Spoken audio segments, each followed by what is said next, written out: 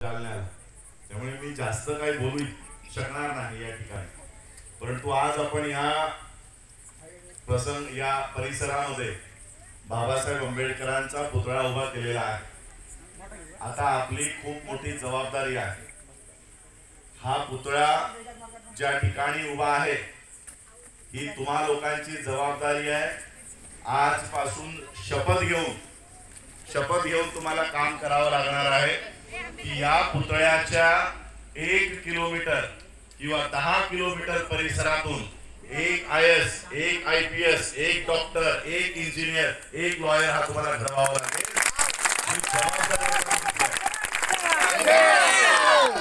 ही जबाबदारी आता तुम्हा लोकांची आहे. कारण इथे बाबासाहेबांचा पुतळा तुम्ही बसवला, इथं अन्य कुणाचा पुतळा बसवला असता तर मंदिराच्या बाहेर बसायची तुम्हाला सूट मिळाली असती.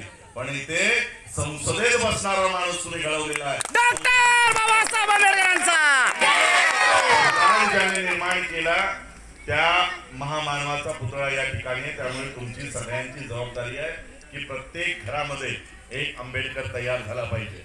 अशा पद्धतीने तुम्हाला काम करायचं. बाबासाहेब आंबेडकरांनी अनेक खस्ता खाल्ल्या, अनेक, कारण बोलायला खूप आहे परंतु माझ्याकडे वेळ नाही. बाबासाहेब ज्यावेळेस लंडनला राहायचे त्यावेळेस एका पावाच्या तुकड्यावर बाबासाहेबांनी 2-3 दिवस काढलेले आहे. मी लंडनच्या त्या घरामध्ये ज्यावेळेस गेलो तिकडच्या लोकांनी मला सांगितलं की साहेब इथे बाबासाहेब ज्यावेळेस राहायचे त्यांच्या मित्राने काही पापडाचे तुकडे दिले होते. पापड असतो ना आपण खातो तो, पापडाचे तुकडे दिले होते. तो एक पापड बाबासाहेब पाण्यात भिजून खायचे 2-3 दिवस. पण बाबासाहेबांनी अभ्यास करायचं सोडलं नाही. आणि म्हणून आमच्या समोर कितीही संकट असली बाबासाहेबांनी सांगितलं शिक्षण हे वाघिणीचं दूध आहे. हे शिक्षण म्हणजे वाघिणीचं दूध आहे. आता तुम्ही गावातली सगळी लोक आहात, तुम्ही बकरीचं दूध तरी स्वतःहून काढता का? नाही काढत का? बकरीने तुसा मारला तर, शिंग मारली तर. आपण बकरीचं दूध स्वतः काढत नाही. आणि बाबासाहेब शिक्षणाला वाघिणीच्या दुधाची उपमा देतात.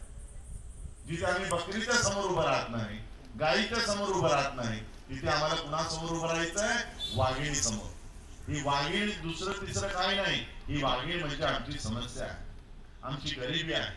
आमच्याकडे 2 वेळचं अन्न असेल, आमच्याकडे ट्युशनला टाकायचे पैसे नसतील, आमच्याकडे मोठ्या शाळेत आमच्या मुलांना ऍडमिशन द्यायला पैसे नसतील, आमच्याकडे दप्तराला पैसे नसतील, पुस्तकांना पैसे नसतील. पण या वाघिणी रूपी समस्याला जो कोणी पार करेल आणि जे शिक्षणाचं दूध आहे, जे दूध कोणी पियेल, ते पिल्यानंतर, ते शिक्षण घेतल्यानंतर तो ज्या खुर्चीवर जाऊन बसेल तिथून वाघासारखा दहाडायचं काम करेल.